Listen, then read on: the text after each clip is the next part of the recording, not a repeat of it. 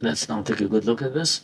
All right, so we know, first of all, we'll shed a bit of light on which issues to trade. You only want to trade the trending issue, even if you don't want to take an immediate trade, because if you trade the trending issue, you know the direction. Even if you're going to take a counter trade, all right, and it fails, you know the direction and you'll be able to reverse and trade in the right direction. If you trade the trending issue, it also has more volatility, and therefore the focus must be on trending issues because this is where the money is to be made in the trend and even counter trend. All right, so far we know we have a 4A, we have a 4B, we're going to have a 4C. We use a momentum segregation. The first key to a momentum segregation is a bounce above zero because this becomes a wave 3. So I have a dot 1, a dot 2, dot 3, a dot 4, where you have higher momentum than dot 2, of course. And then another 1, 2, something like a 3, 4, and a 5. This becomes high degree 3, high degree 1. We know this is a correction, so it's only 3 swings. And then we've had a 4, right? And then we're still going to get a 5, but that is really just a 1 and a 2 and another 5 internal swings. And the most probable bounce point is going to be on top of a level 1. We'll still take this to a smaller frame. So I believe this is where I'm going to bounce. This is where I'm going to do my long. This is, of course, a short-term trade, very short-term. Should only last for 24 hours or probably 36 hours.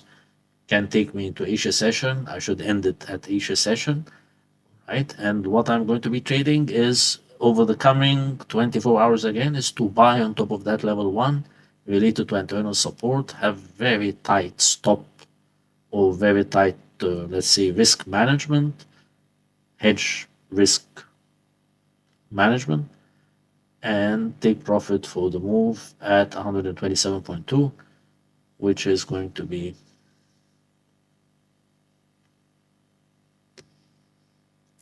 144.20. Remember, I'm having a very strong resistance above 144. So this is here is 143.60, and of course 144 is these two levels. All right, we need to take this to 3 minutes. All right, pick a trigger on top of that level 1. When we take this to 3 minutes, we're also able to do the internal segregation and therefore can project where this is going to bounce. I can have an entry, all right, at the internal support, confirm it by a trigger after the entry that the market has reversed. If I take the move immediately to, I can, of course, attempt to take the move to 144.20. At the beginning of the week, especially now, at the beginning of the week, when we haven't made any money because this is the start of the week, I will not have the patience to take it to 144.20. And sentiment is very important to successful trading, meaning if I am not comfortable holding the long, then I will not really be making money. All right. So at the beginning of the week, I can implement that strategy where if I'm sure that the move is going all the way to 144.20, all I need to do is just take profit every maybe 15 points and recur the long. After all, this is going to be a 4C, yes? So I can hold the move all the way to 144.20, that's okay, but I believe, more profitable, especially when you know that you are in a consolidation and when you're still starting off the week, to use a moderately higher size in terms of gear. The risk becomes very minimal, all right? And I recur the long, even back to back if you wish, using sell buy stops or just manually following the market, taking 15 points of profit for every entry. Suppose I use the standard, all right? And let's first just take a very good look at the money management. It's very important, all right? So I believe I'm going to get a bounce out of 4B out of that level. I'm going to confirm it on a 3 minute. All right, now let's take a look at the money management. Suppose I'm going to get an entry at 142.40. I'm going to go out at 142.55, right? Over here showing 142.80, which of course you need to do the exact maths. So you go in at 142.40, you go out at 142.45. This is 144.40 even, 200 points higher. If we take profits every 20 points, 200 points higher, we can do 10 positions actually, but we just need to do 5. Seriously. out of the 10. Once we go to 143.75, we're going to be out. We just need to do 5. And the 5 must be on a standard. And each one will do $200. 200 by 5 is $1,000. And the market hasn't moved. In reality, the market is not trending. Hasn't really moved. All right? Okay, so let's try to apply it now on 3 minutes.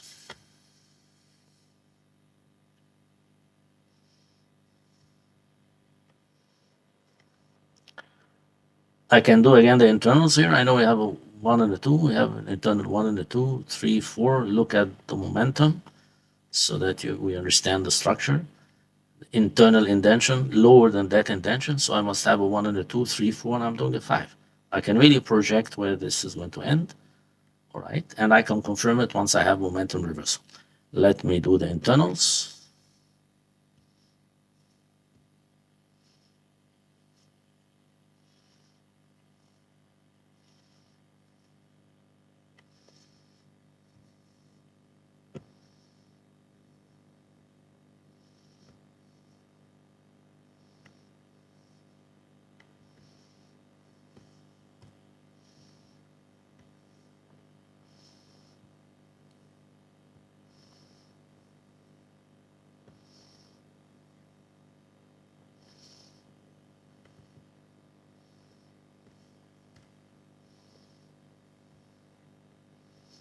Once you get to finish the trade, you want to remove all this so that you don't have a cluttered chart.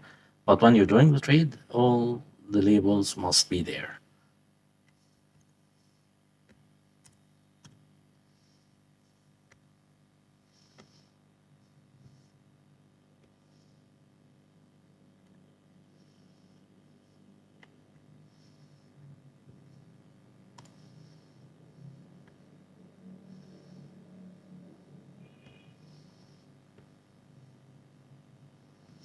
The fact that we're taking only 15 point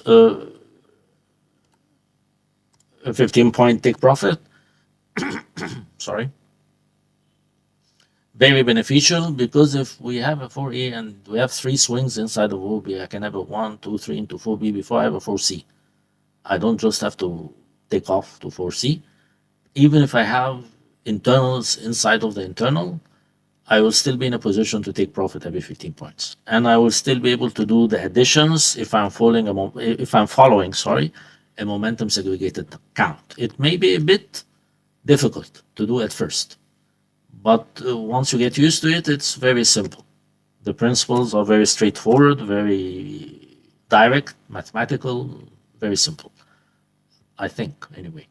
All right, so the principles dictate that you want to take a measure out of 2 to 3 to get 5, even for these very small internals. You're not really going to use 127, 138.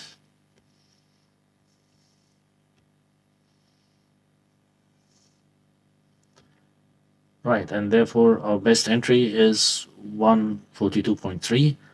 I'm looking at, let's now highlight the pivots.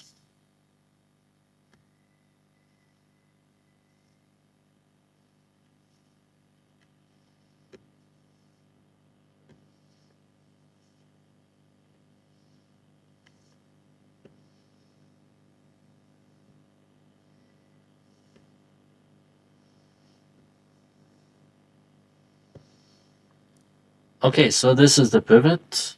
I'm going to be buying 38.2% below the pivot, around the pivot, that's all. All right, so, and support one is 143.35. I will then buy 142.30. If I do not get a fill, if I don't get fill, then the market bounces before I get filled.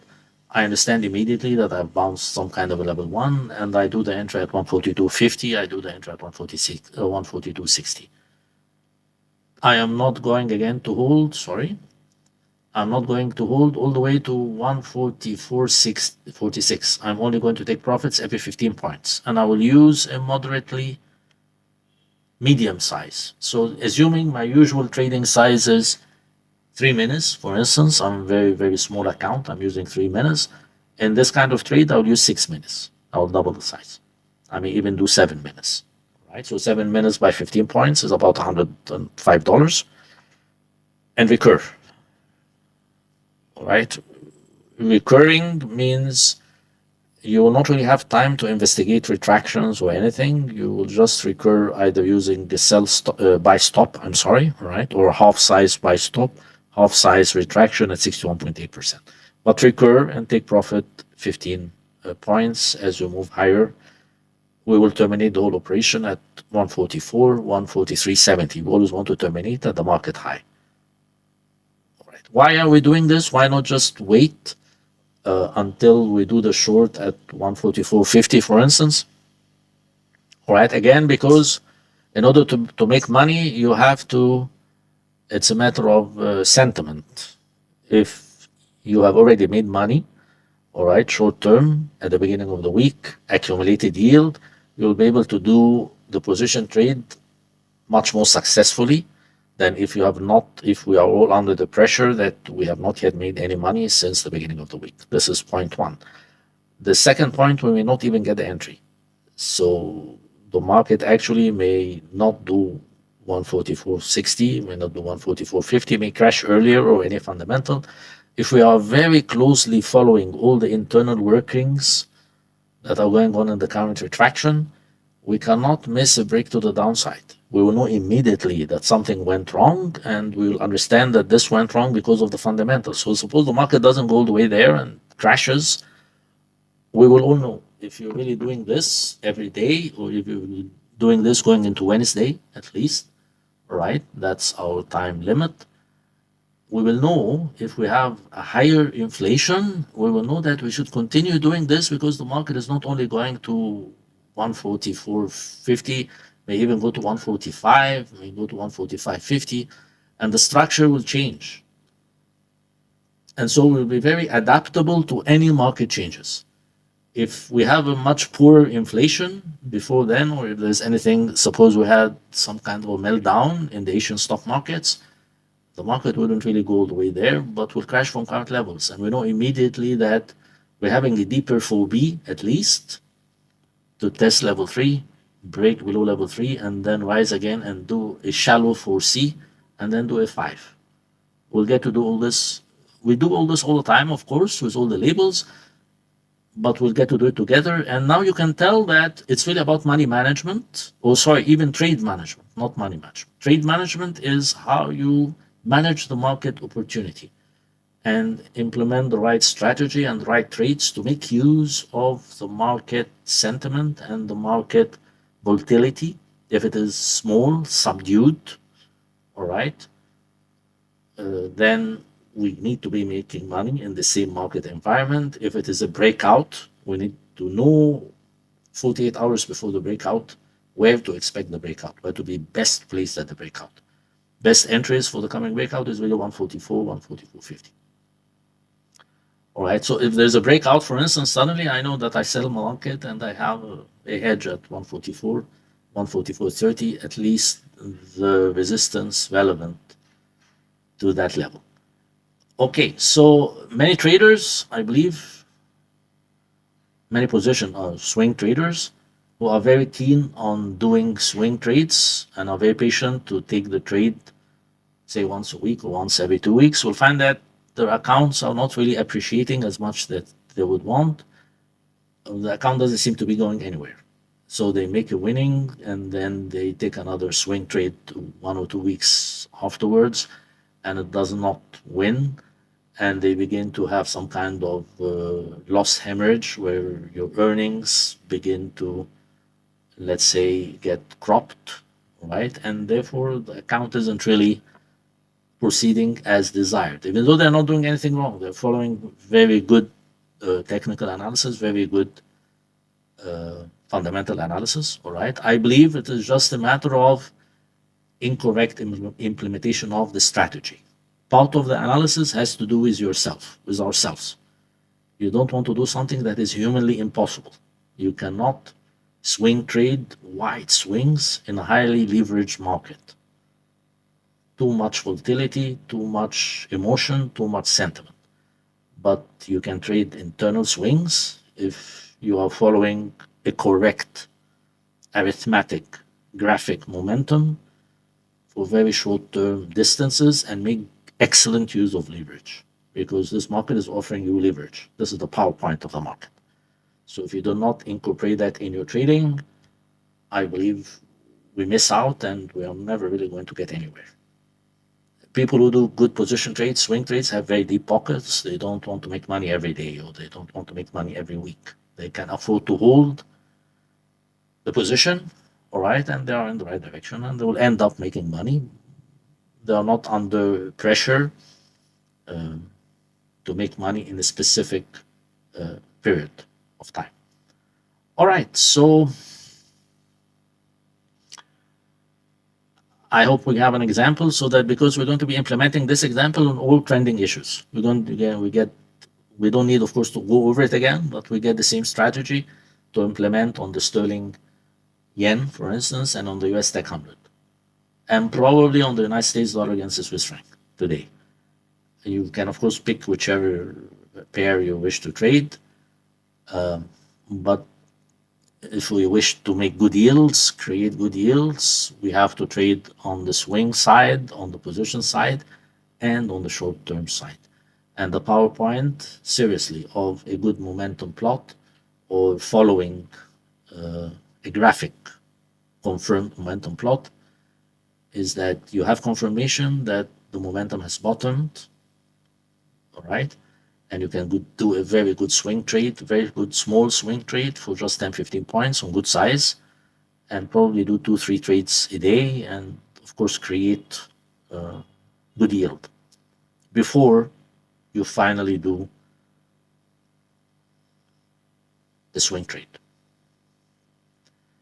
All right, so with the other pairs that we're going to be looking at, I hope this is on a recording. You just need to go back and look at how to do the segregation, how to confirm which swing you want to be trading at the exact moment, and then implement on the relevant pair.